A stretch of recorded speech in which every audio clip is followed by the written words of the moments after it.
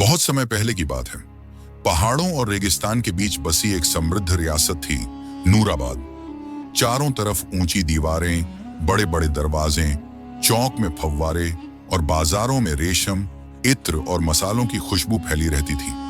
उस रियासत का बादशाह था सुल्तान नसीरुद्दीन। लोग कहते थे कि वह बहादुर है, न्यायप्रिय है और अपनी प्रजा से प्रेम करता है। लेकिन उसके दिल के किसी कोने में एक हल्का सा घमंड भी पल रहा था। उसे लगता था कि उसकी बुद्धि से ऊपर कोई नहीं, उसकी समझ से गहरी कोई समझ नहीं। हर सुबह शाही नगाड़े बजते, दरबार सजता, सोने के खंभों के बीच रेशमी पर्दे लहराते और सुल्तान ऊंचे सिंहासन पर बैठता।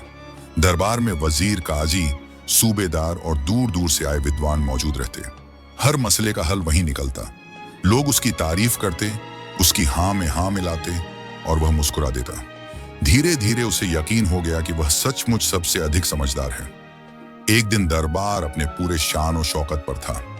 बाहर धूप तेज थी, लेकिन महल के अंदर ठंडक और खुशबू थी। तभी दरबार के बड़े दरवाजे पर हलचल हुई। पहरेदारों की आवाज गूंजी, रुको, अंदर नहीं जा सकते। लेकिन उनके बीच से एक दुबला पतला बूढ़ा आदमी आगे बढ़ा। उसके कपड़े फटे हुए थे, पांव में टूटी चप्पलें, हाथ में एक पुरानी लकड़ी की लाठी और चेहरे पर झुर्रियां, जैसे वक्त ने खुद उन्हें उकेरा हो। लेकिन उसकी आंखों में अजीब सी चमक थी, गहरी, शांत और जैसे सब कुछ देख चुकी हूं। पहरेदार उसे रोक रहे थे, लेकिन वह दृढ़ कदमों से आगे बढ़ता गया। दरबार में खुसर पुसर शुरू हो गई। सुल्तान ने हाथ उठाकर इशारा किया, उसे आने दो। बूढ़ा फकीर धीरे धीरे चलता हुआ दरबार के बीच पहुंचा। उसने झुककर सलाम नहीं किया, बस शांत खड़ा रहा। यह देखकर कई दरबारी भड़क उठे। सुल्तान ने गहरी आवाज में पूछा, तुम कौन हो और क्या चाहते हो? फकीर ने धीमी मगर साफ आवाज में कहा, मैं भीख मांगने नहीं आया, ऐ बादशाह, मैं 3 सवाल लेकर आया हूं। दरबार में सन्नाटा छा गया। कुछ लोग हंस पड़े। किसी ने कहा, एक फकीर सवाल पूछेगा बादशाह से? सुल्तान ने हल्की मुस्कान के साथ कहा, पूछो, अगर तुम्हारे सवालों का जवाब मैं दे दूं तो क्या होगा? फकीर बोला, अगर आपने सही जवाब दे दिया तो मैं मान लूंगा कि आप सच में इस रियासत के सबसे समझदार इंसान हैं, और अगर न दे सके तो आपको यह मानना होगा कि ज्ञान महलों में नहीं, दिलों में रहता है। दरबारियों को यह चुनौती नागवार गुजरी, लेकिन सुल्तान को अपने ज्ञान पर भरोसा था। उसने कहा, पूछो पहला सवाल।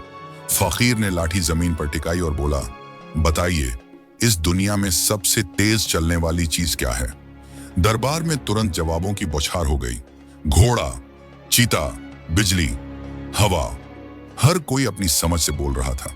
सुल्तान ने कुछ देर सोचा और आत्मविश्वास से कहा, सबसे तेज हवा है, वह हर जगह पहुंच जाती है। फकीर ने उसकी आंखों में देखा और धीरे से सिर हिलाया। गलत। दरबार में खुसर पुसर शुरू हो गई। सुल्तान की भौहें तन गईं, लेकिन उसने खुद को संयत रखा। ठीक है, उसने कहा, दूसरा सवाल पूछो। फकीर बोला, इस दुनिया में सबसे भारी चीज क्या है? दरबारियों ने फिर जवाब देना शुरू किया। पहाड़, हाथी, लोहे की तलवार, सोना। सुल्तान ने कहा, सबसे भारी पहाड़ है, उसकी तुलना कोई नहीं कर सकता। फकीर ने फिर वही शांत मुस्कान दी और बोला, गलत। अब सुल्तान की आवाज थोड़ी कठोर हो गई। तीसरा सवाल। फकीर ने गहरी सांस ली और कहा, सबसे सस्ती चीज क्या है? दरबारियों ने हंसते हुए कहा, मिट्टी, धूल, पानी। सुल्तान ने कहा, मिट्टी सबसे सस्ती है, हर जगह मिलती है। फकीर ने तीसरी बार कहा, गलत। अब पूरा दरबार खामोश था। सुल्तान की आंखों में हल्की बेचैनी झलक रही थी। उसने कहा, तो बताओ, सही जवाब क्या है? फकीर ने धीरे धीरे बोलना शुरू किया। पहले सवाल का जवाब है वक्त। वह सबसे तेज है, एक बार निकल जाए तो कोई उसे पकड़ नहीं सकता। न तलवार, न ताकत, न दौलत। दरबार में सन्नाटा और गहरा हो गया। दूसरे सवाल का जवाब है कर्ज और एहसान का बोझ।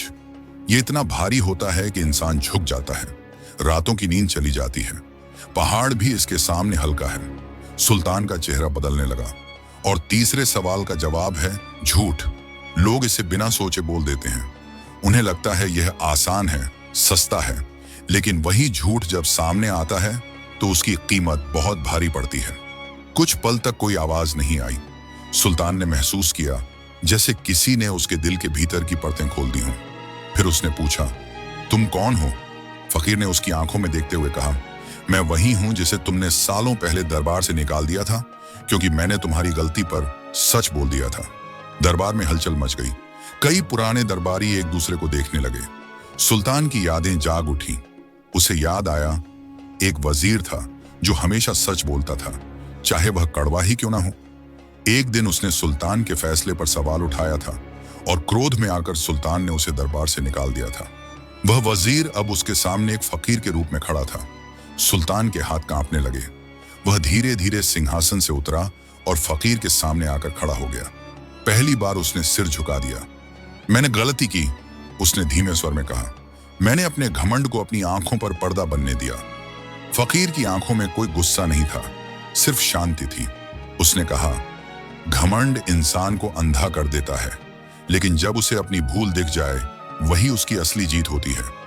उस दिन के बाद नूराबाद की रियासत बदल गई। दरबार में अब सच बोलने वालों को सम्मान मिलने लगा। गरीबों का कर्ज माफ किया गया। फैसले जल्दबाजी में नहीं, सोच समझ कर लिए जाने लगे। सुल्तान अब हर सुबह खुद से एक सवाल करता, क्या आज मैं सच के साथ हूं?